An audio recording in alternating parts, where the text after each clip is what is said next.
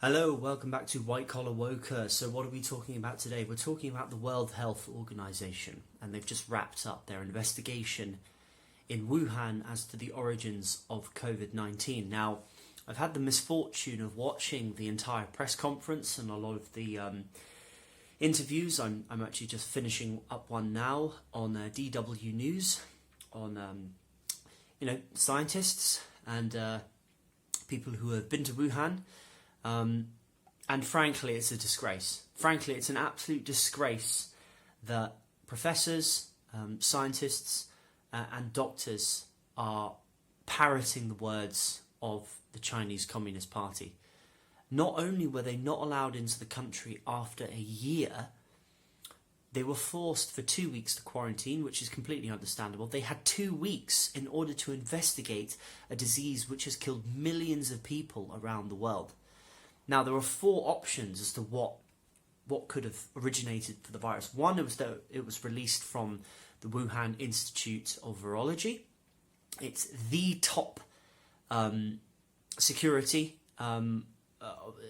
lab in the whole of China. It has clearance to look at the most deadly diseases. And in fact, there was a SARS-like leak in 2005, which we're not really allowed to talk about. The Chinese have, in the past, had an accidental leak of a SARS-like virus in 2005, which killed 8 people, as I believe.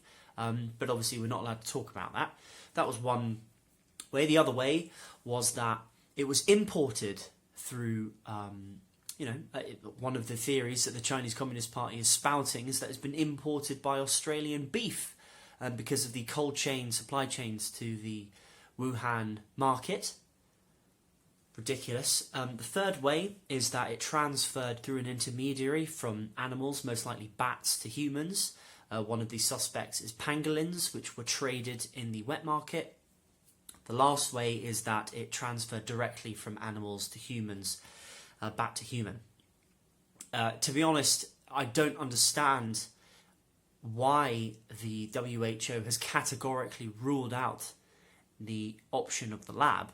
I'm sure there is a small chance of it happening, and I don't particularly think that it's very likely that it did happen, but I don't understand what evidence has the WHO got that it's categorically not that. Yes, you can say it's very unlikely, but that isn't proof that it didn't happen.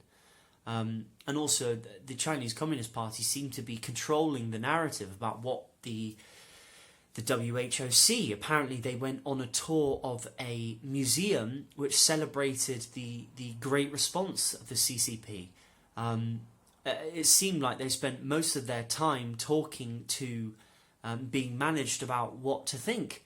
The interview I just saw, one of the members of the WHO was saying that this investigation has been going on for a year.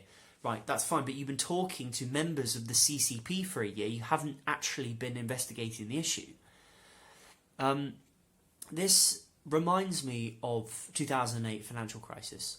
And in the 2008 financial crisis, people lost faith in the financial institutions. I think 2020 was the year that people lost faith in the scientific institutions.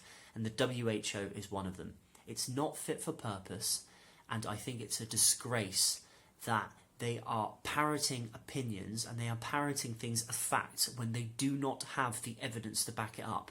They do not have the evidence. They don't know whether or not it transferred directly from animals to humans. They don't have an idea of what the intermediary was. Yes, they might in the future. I'm hoping and I'm sure they will. But at the moment, they have zero evidence of anything, and I think it's ridiculous that they're being taken seriously.